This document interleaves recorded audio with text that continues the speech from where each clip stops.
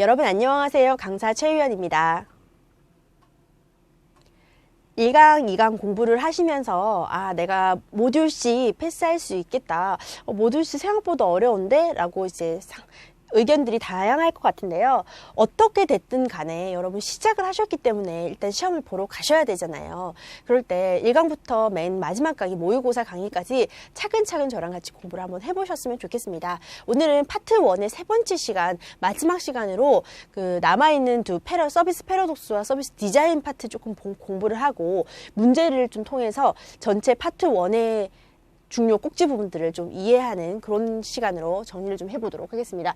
저번 시간 복습 문제부터 한번 풀어보도록 하겠습니다. 이번 러블하게 서비스 분류 중에 속성에 따른 분류가 아닌 것을 고르시오라고 1번부터 5번까지 보기가 있는데, 여러분 이런 식으로 만약에 문제가 나온다고 하면 여러분 문제 맞추실 수 있으실지 모르겠어요. 저는 이 문제 보면서 굉장히 외우지 않은 상태라면 맞추기가 어렵겠다. 기본적으로 이 서비스 산업에 대한 계략 자체를 이해한다고 해서 맞출 수 있는 문제는 사실 이런 유형은 아닙니다. 하지만 다행인 것은 실제 여러분이 모듈 C 시험을 치러 가서 보면 아시겠지만, 이렇게 학자들을 내놓고 그 학자가 주장한 주장에 대해서 1번부터 5번까지 그대로 수록하고 맞춰라라고 하는 문제의 빈도가 크게 많지는 않습니다. 하지만 이 문제는 저희가 책에 제가 PPT에 설명하면서도 중요하다고 얘기했고, 책에도 문제가 수록되어 있기 때문에 한번 맞춰보자라고 해서 제가 넣어왔는데, 고객 특성에 따른 분류가 아니라 서비스 행위의 특성에 따른 분류에 따라서 나누기 때문에 1번 자체가 아예 틀린 겁니다. 하지만 전체적으로 여러분이 아예 외우고 있지 않은 상태에서 이걸 본다고 하면 저는 잘 못 풀 것 같아요. 저 스스로는 생각을 했거든요. 그래서 이거는 1번 서비스 행위 특성에 따른 분류다라고 한번 듣고 넘어가 주시면 될 것 같습니다. 자, 2번은 서비스 유형에 따른 관리 방안으로 가장 적절한 것을 고르시오.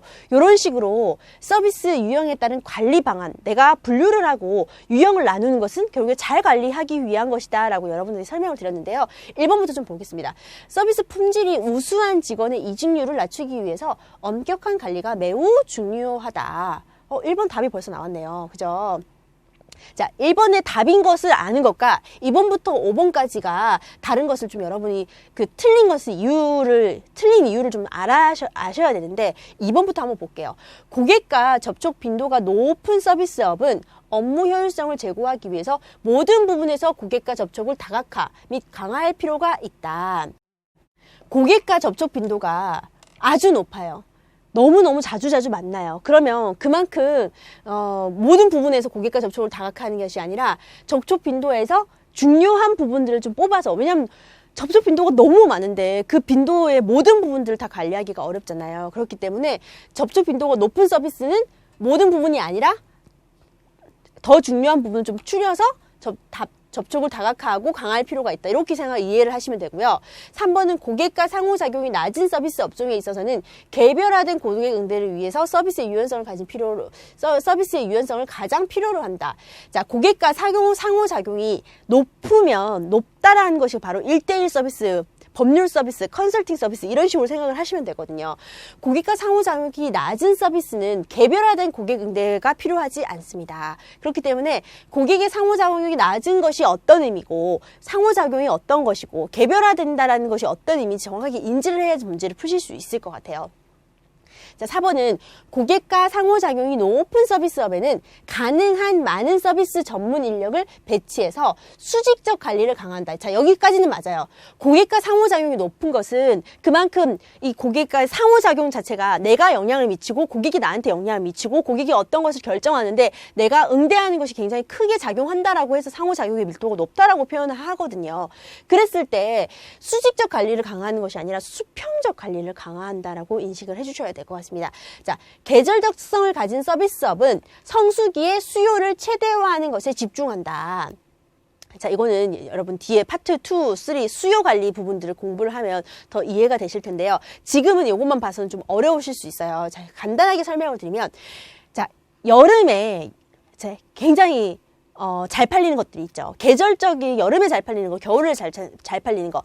계절의 특성을 굉장히 크게 영향을 받는 산업인 경우에는 성수기에는 수요를 최대화하는 것이 아니라 오히려 수요를 감소시키는, 수요를 조절하는 것을 그런 전략을 써야 됩니다. 너무 강하게 수요가 폭발적으로 늘어났을 때 내가 수요에 대응하는 공급을 해내지 못하는 경우에는 서비스의 불만으로 이어지기 때문에 이때는 수요를 최대화하지 않아도 이미 커다란 수요를 가지고 있어요. 그렇기 때문에 수요를 낮추는 방안을 고민하고 비성수기인 경우에는 수요를 더 증진시키기 위한 어떠한 전략들을 써야 된다. 그건 뒷부분에서 여러분이 이제 공부를 더 하실 텐데요.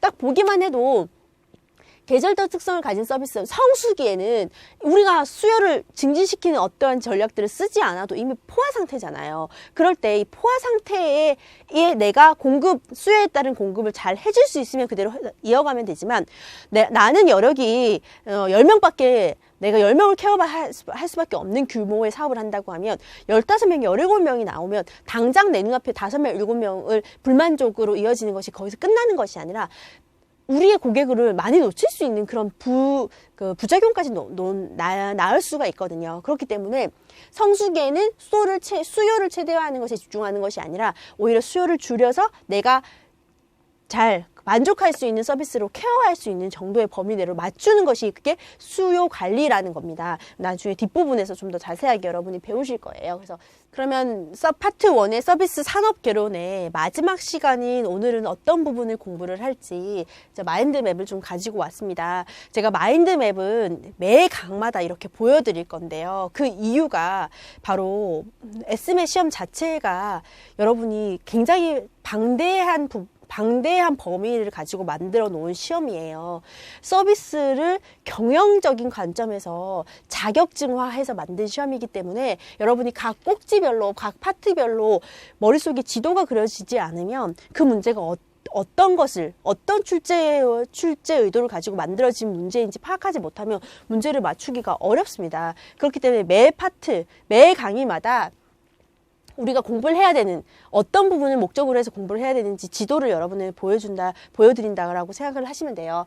오늘은 서비스 패러독스라는 개념과 서비스 비즈니스 모델에 대한 이해 파트를 같이 공부를 해볼 텐데 서비스 패러독스가 어떠한 의미를 말하는 건지 서비스 비즈니스 모델이 바로 뭘 얘기하는 건지에 대해서 여러분이 개념 정리가 확실하게 되셔야 될 것 같습니다.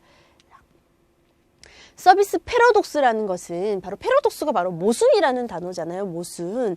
뭔가 그렇지 않아야 되는데 그런 상황일 때, 그래야 되는데 그렇지 않은 상황일 때 서비스 패러독스라는 것은 바로 경제가 성장하고 기술이 발전함에 따라서 현대사회는 과거에 비해서 더 풍요롭고 경제적인 부를 누리는 사람들이 많아졌어요. 그리고 산업이 발달할수록 그 서비스가 더 고도화되고 발전된다라는 것은 저랑 여러분이 다 알고 있는 사실이죠. 그러면 서비스가 발전되고 더 고도화되면 사람들이 서비스에 대해서 만족하고 좋아하고 그런 것들이 더 늘어나야 될 텐데 오히려 더 서비스가 별로다, 서비스에 대해서 만족하지 못하는 사람들이 더 늘어나고 있는 것 자체가 모순이다 해서 그것을 바로 서비스 패러독스라고 합니다. 우리는 서비스를 점점 더 잘하려고 하고 더 없었던 서비스를 만들어서 고객들에게 제공함에도 불구하고 오히려 고객들은 예전보다 더 서비스가 별론 것 같아 라고 서비스를 만족을 하지 못하는 상황이 바로 서비스 패러독스라고 생각을 하시면 되는데요. 그럼 왜 우리는 할 수 있는 만큼의 서비스를 제공하는 이 상황임에도 불구하고 고객들은 서비스에 만족하지 못하는 패러독스의 상황이 발생할까? 그 이유를 여러분이 좀 아셔야 됩니다. 그것은 서비스의 표준화, 동질화, 인간성 상실, 기술의 복잡화, 종업원 확보의 악순환, 이런 이 5가지의 원인 때문에 서비스 패러독스가 일어난다라고 생각을 하시면 돼요.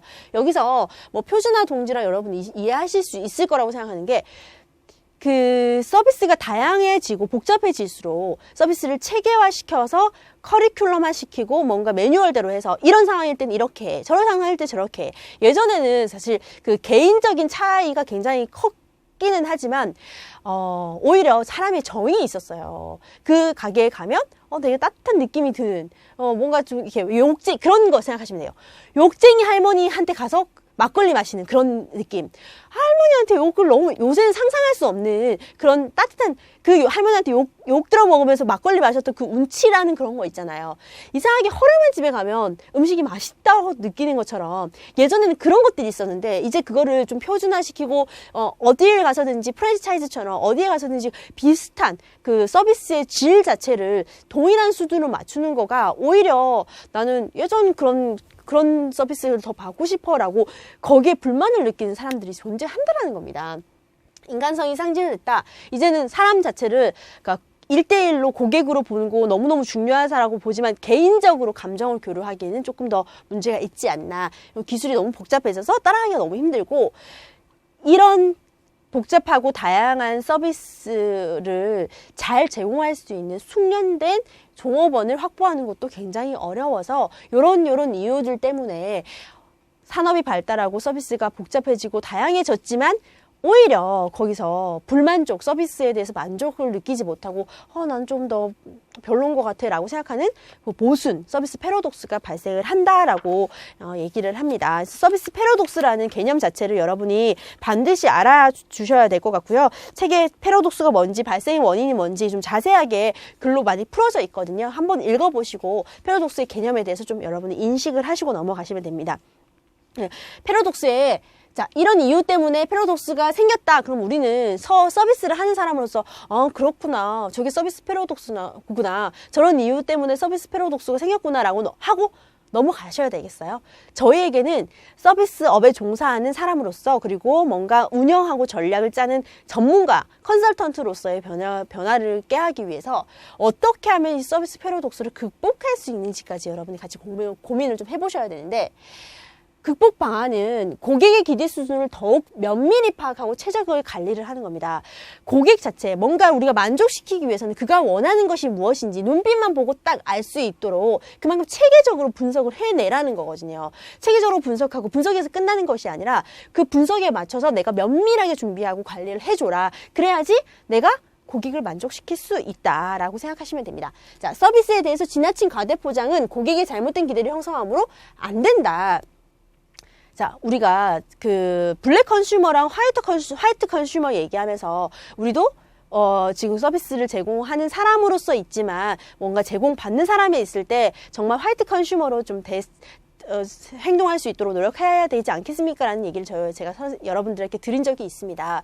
그만큼 이제 사람들의 의식 수준이 굉장히 높아졌어요. 뭔가 옛날처럼 안 되는 걸 해달라고 막 다짜고짜 막 그런 식으로 강하게 요구하고 떼쓰는 그런 고객들이 수가 많이 없다는 건 아닙니다. 많이 줄었습니다. 그런 어려운 고객들을 상대할 수 있는 능력까지 우리가 키워야 된다라고 이런 과정들도 공부를 하고 있지만 그렇기 때문에 서비스에 대해서 제공하지 못하는 어려운 서비스에 대해서는 솔직하게 고객에게 전달하는 것이 훨씬 더 어떻다?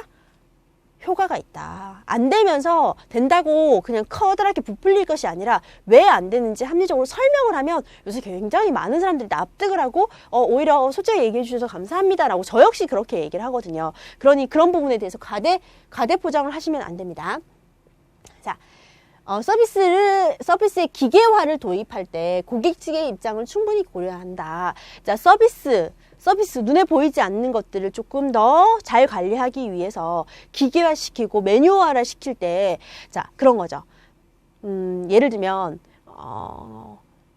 분식집에 갔어요. 분식집에 가서 아르바이트생이 이제 주인 아주머니한테 라면을 끓일 때는, 이렇게 물 넣고, 이렇게 커리큘럼, 이제 프로세스 자체를 기계화시켜서 배웠어요. 그랬을 때 고객이, 저는 뿌든 라면이 좋아요. 그러니 3분이 아니라 5분을 좀 해주세요. 라고 했을 때, 저는 3분이라고 배웠습니다. 딱 잘라서 저는 규정이니까 이렇게 해야 됩니다. 제가 아주 간단하게 라면에 대해서 얘기를 했지만 여러분 실제 뭔가 서비스를 받거나 뭔가 해보면 될 것 같은데 왜 안 된다고 하지?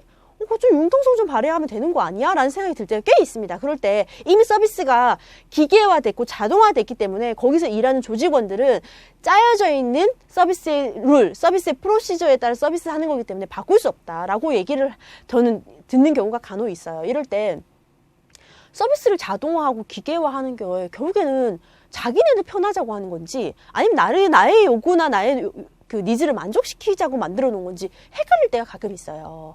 그만큼 서비스가 고도화되고 산업이 고도화될수록 서비스가 복잡하고 다양해지면서 고객의 니즈를 만족시키기 위해서 서비스를 기계화시키고 자동화시키는데 오히려 주객이 전도돼서 고객 한 사람 한 사람의 특성은 파악하지 못하고 짜여져 있는 대로 융통성 없이 규정이기 때문에 안 됩니다. 저희가 정해져 있기 때문에 안 됩니다라는 얘기를 들었을 때 오히려 고객들은 만족하지 못하지 않을까라는 생각이 들었어요. 그래서 그런 부분을 여러분 좀 생각해 보셔야 될 것 같아요. 이렇기 때문에 오히려 이런 상황에서 서비스가 별로야 라고 하는 서비스 패러독스가 발생하는구나 라는 생각이 들었습니다.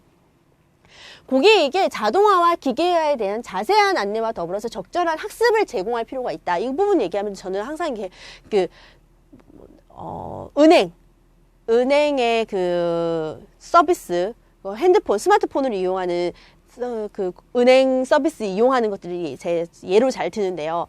나이가 조금 드신 분들이나 저같이 기계를 사용하는 게 어려운 분들은 그들이 아무리 편하다고 얘기해도 나는 안 편해요. 저는 안 편해요. 그런데 이미 많은 사람들이 그 스마트폰을 이용해서 금융 서비스를 이용하고 있기 때문에 고객을 직접 응대하는 창구의 직원들이 많이 줄고 있어요. 그리고 점포도 많이 줄고 있어요. 이런 상황에서 나는 점포에 가서 직접 응대하면서 하고 싶은데 점포는 점점 줄고 갔을 때 창구에 앉아있는 사람들은 너무 사람들이 줄기 때문에 대기 시간이 그만큼 길고 이랬을 때 오히려 우리 은행을 이용하는 그 고객이 우리를 떠날 확률이 있잖아요. 그럴 때 빠른 시일 내에 고객을 자동화하고 되고 기계화된 서비스에 적응할 수 있도록 거기서 교육을 시켜줘야 돼요. 그래서 저 진짜 실제 본 적이 있는데 은행에서 그 스마트폰을 이용해서 인터넷 뱅킹 하는 것을 옆에 직원이 실제 일일이 하나하나 다 알려주고 제가 모 은행에 갔을 때는 저랑 직접 대응해서 아예 알려주시더라고요. 단계별로 제가 할 수 있도록. 그래서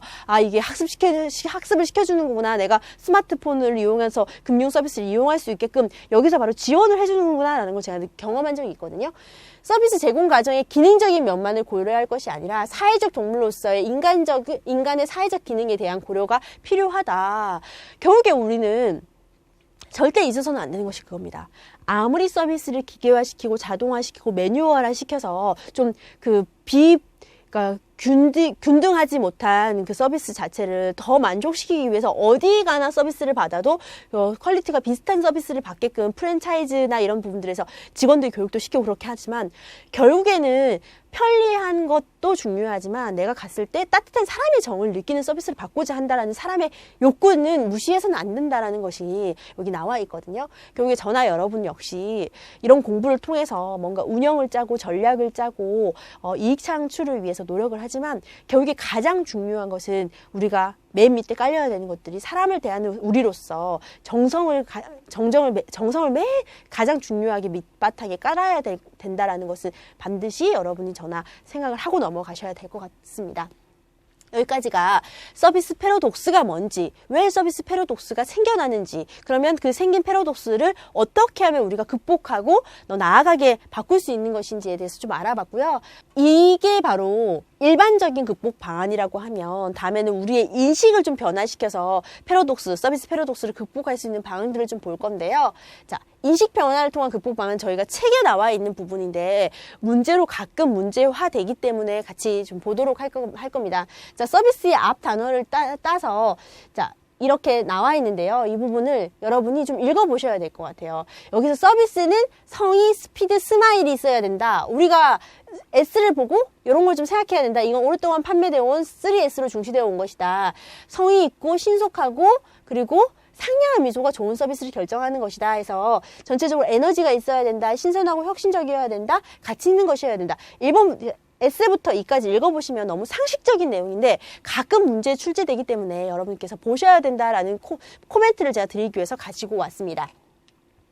자, 서비스 비즈니스 모델에 대해서 좀 보실 건데요. 자, 이제는 서비스를 비즈니스 모델화한다라고 생각을 하면 됩니다. 서비스 자체를 그냥 단순히 사람들에게 친절하게 대하고 밝은 미소로 웃어주고 질문에 상냥하게 대답하고 이런 부분들이 아니라 아예 비즈니스화 시켜서 모델로 좀 만드는 것이 필요하다. 자, 고객과 사회에서 가치 있는 서비스를 제공함으로써 고객의 경험을 확장하면서 사회의 가치를 향상시키는데 기여를 달성하기 위해서 기업이 추구하는 모델 자체를 서비스 비즈니스 모델이다. 결국에 서비스를 통해서 고객이 만족할 수 있는 그 과정들을 아예 하나로 만들어 놓는 모델이다라고 생각을 하시면 됩니다.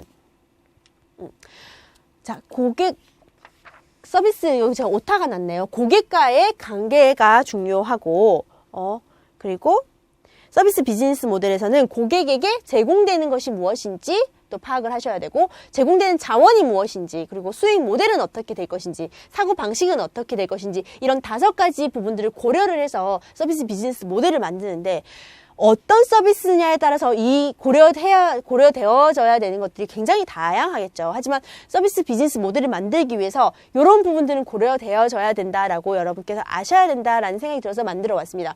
고객과의 관계, 고객에게 제공되는 것이 무엇인지, 제공되는 자원이 무엇인지, 수익 모델을 어떻게 가져갈 것인지, 사고 방식은 어떻게 해야 될 것인지 좀 보실 필요가 있겠다라는 것이고요. 이런 서비스 비즈니스 모델이 제대로 되는지 안 되는지, 성과는 어떻게 파악할 것인지를 보면, 고객 요구에 기반한 성과 기반의 가치를 갖고 있느냐, 기업은 고객이 원하는 성과를 중심으로 서비스와 해결안을 제공해야 하고 현존하는 서비스를 더 전공하게 제공해야 된다. 그리고 효과적으로 가치 전달을 해야 되고 책임과 의무의 전개가 필요하다. 이런 부분들이 바로 서비스 비즈니스 모델의 성과 평가입니다. 이런 부분들을 좀 봐줘야 된다라고 여러분께서 알아주시면 될 것 같아요. 자, 서비스 경제 환경. 저희 서비스 산업 얘기를 했습니다. 전체 서비스 산업, 그러니까 전체 산업에서 50% 이상이 서비스를 통해서 창출되는 것이 서비스 산업이다라고, 서비스 경제다라고 저희가 같이 배웠었는데요. 그럴 때,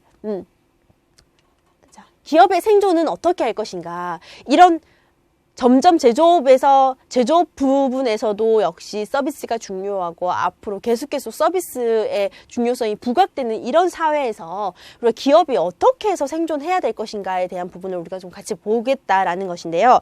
일단 제조업에서 서비스업으로 전환을 하는 경우가 발생을 했고, 그리고 경영의 패러다임을 서비스 경영 방식으로 전환을 했습니다. 이거 굉장히 일본에서 이렇게 많이 했었어요. 예전에는 뭔가를 조직 경영 자체가 서비스를 직접 고객을 응대하는 한 파트에서만 중요한 것이 서비스다라고 했으면, 이제는 경영 자체를 서비스화 시키는 것이, 결국에 내가 물건을 팔고 내가 어떤 것을 제공했을 때 그것을 수익으로 창출시키기 위해서는 결국에 사람의 마음을 얻어야 된다. 원하는 것이 있으면 그 사람의 마음을 얻어야 된다라는 것이 이제는 그 방향으로 나아가고, 그랬을 때 경영의 패러다임 자체를 서비스 경영 방식으로 전환하는 것이 옳다라고 기업들이 판단한다는 겁니다. 그리고 고객 혜택을 중심으로, 예전에는 갑의 입장에서 기업이 좋은 물건을 만들어서 이거 사세요라는 입장이었으면, 이제 저희가 이런 게 만들었으니까 사주세요. 고객에게 이런 혜택을 드립니다. 중심을 고객의 혜택을 중심으로 해서 융합 상품을 생산하는 건데, 서비타이제이션이랑 프로덕티비제이션이라는 것이 있는데, 서비스를 가지고 제품과 결합시키고, 그리고 제품을 가지고 서비스를 결합시킨다라는 인식을 여러분이 해주시면 됩니다. 예를 들면 전자회사에서 냉장고를 만들었는데, 예전에는 냉장고가 여러분 그냥 어떤 음식을 상하지 않게끔 보관하는 그 용도로서의 제조업 분야에 있는 그 가전제품이었다고 하면, 이제 거기서 조금 벗어나서 서비스를 결부를 시켰습니다. 냉장고에 아예 그 스마트폰이 장착이 돼가지고 냉장고 앞에서 장을 바로 볼 수 있는 그게 장착이 되어 있더라고요. 자동차인데 UV 커터스가 같이 되어 있고요. 이런 식으로 제품과 서비스가 같이 붙어 있는 겁니다. 모 전자회사에서 프린트기를 만들었는데, 이 프린트에 적합한, 원래 프린트만 사면 프린트에 필요한 종이는 다른 데서 또 구입을 해야 되잖아요. 그랬을 때 귀찮은 것들을 좀 해결해 주기 위해서 이 프린트에 가장 잘 맞는 종이를 저희가 같이 엮어서 판매를 하겠습니다라고 해서 서비스랑 제품이랑 같이 결합시키는 그런 것들이 생겨났다는 거죠.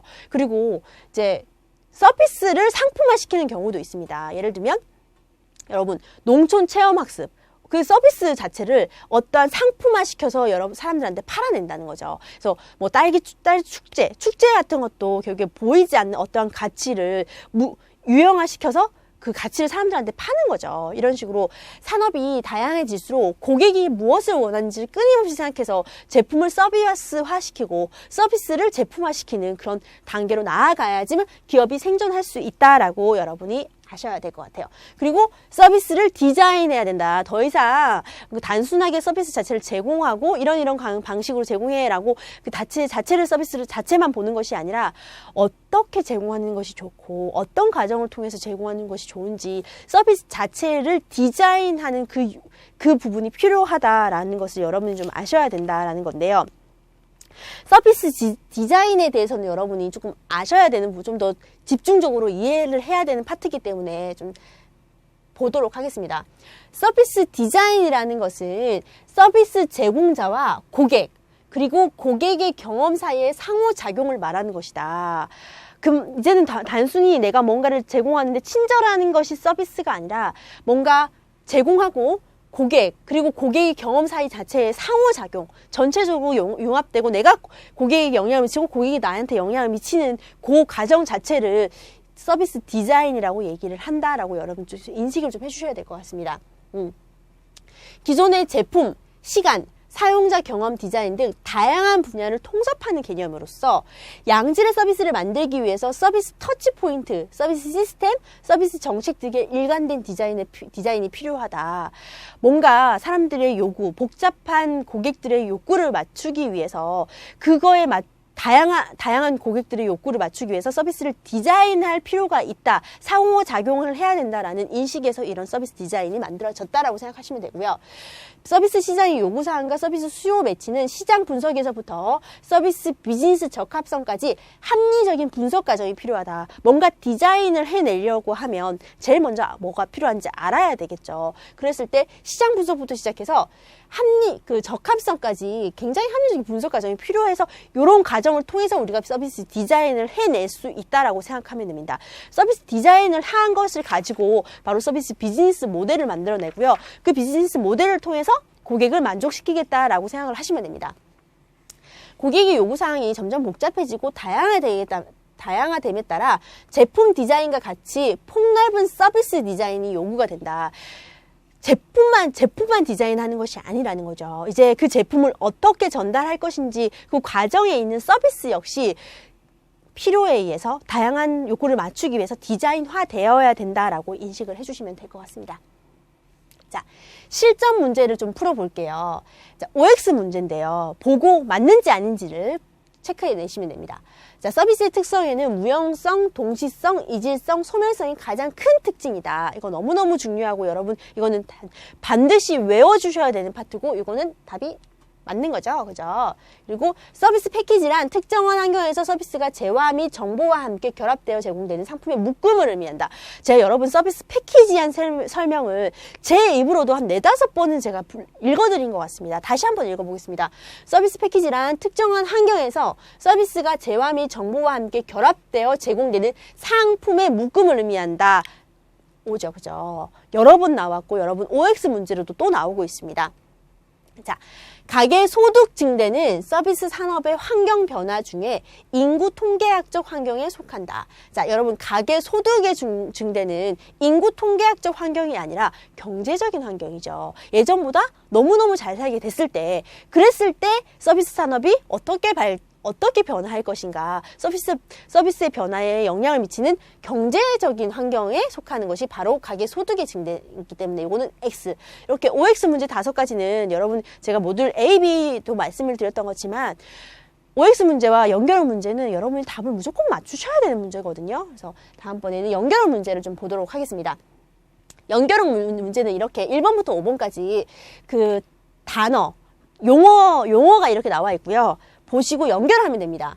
사회는 과거에 비해서 풍요롭고 경제적인 부를 누리면서 사람들은 더 많은 자유시간을 갖는데도 서비스가 악화되었다는 것은 아이러니라고 볼 수 있다. 이런 현상을 땡땡땡이라고 한다. 이 땡땡땡은 바로 서비스 패러독스입니다. 서비스 모순. 자, 요거는 여러분이 이렇게 다 연결지어서 설명하고 있는 것이 5가지 용어 중에 어떤 것인지를 찾아내는 것입니다. 자, 서비스 제공자와 고객, 그리고 고객의 경험 사이의 상호작용이다. 딱 여기까지만 보고도 여러분 찾아내실 수 있어요. 아, 이거 서비스 디자인 얘기하는 거구나. 용어 정리가 제대로 되어 있어요. OX 문제와 단답형 문제를 풀 수 있고, 용어 정리를 바탕으로 해서 여러분이 용어 정리가 잘 되어 있어야지만 OX 문제와 그 연결 문제를 잘 풀 수 있고, 여기에 바탕에 대하여야지만 단답형 1번부터 5번까지 틀린 거 골라라, 맞는 거 골라라 그 문제를 풀 수 있고, 그거까지 나아갔을 때 이제 실무형 통합형까지 여러분이 머리 이렇게 이해를 해서 문제를 풀어낼 수 있는 거거든요. 그래서 용어 정리 굉장히 중요하기 때문에 여러분이 반드시 알아주셔야 되고요. 기존의 제품과 각각 사용자 경험, 디자인 등 다양한 분야를 통섭하는 개념이다. 이건 바로 서비스 디자인에 대한 얘기였습니다. 자, 취급 상품이 무형제이므로 생산성 향상과 조절에 어려움이 있다. 그렇죠. 이 서비스에 대한 얘기죠. 또한 상품에 대한 효용이 고객의 주관적 판단에 의존함으로써 상품의 품질 관리가 어렵다. 대부분 노동집약적 성격을 띠게 되어 인건비 비중이 크다. 이거 전반적인 서비스 산업에 대한 개론이었네요. 그죠? 답 3번 서비스 산업에 대한 거구나. 이렇게 맞춰주시면 됩니다. 다음은 특정한 환경에서 서비스가 재화 및 정보와 함께 결합되어 제공되는, 여기서 이제 더 이상 읽지를 못하겠어요. 여러분, 제가 여러 번 읽었던 바로 여기까지만 읽어도 바로 이거는 서비스 패키지에 대한 얘기입니다. 자, 기업과 고객, 직원 상호 간의 적절한 역할 분담으로, 역할 분담? 브랜드 가치를 극대화하는 것은 무엇을 위한 노력의 일환인지 이 세 영역의 모형을 무엇이라고 하는가 제가 이거 말씀드렸어요. 필립 코틀러의 서비스 마케팅 트라이앵글에 대한 얘기입니다. 이런 식으로 여러분 연결형 문제 나오니까 문제 푸실 수 있을 거고요.